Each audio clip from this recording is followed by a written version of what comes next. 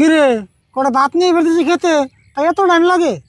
রাস্তায় কাউরে দেখলে আমার করল লাগে গল্প, এই জন্য ভাত আনতে দেরি হয়েছে অল্প। খিদা লাগলে খেয়ে নাও হাত মুখ দিয়ে, এই যে আমি ভাতের থাল গেলাম গা ধুয়ে। হাই খারা, হাত মুখ ধুয়ে যে খাইবার গেলি, হাত মুখ দুমুখিতে পানি গো। মনে আছে পানি হিডে আমি কি জানি, বাড়িতে থেকে যা দেয় তাই তো আমি আনি। দেখছো না এর কি কয়?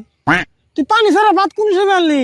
রান্ধন করে আমার একটা জগ করে রয়েছে, বুঝাই করে অল্প পানি নিয়ে এলি তুই তোরা। খাইলে জগটা যদি নেই তো তাও তো হইতো।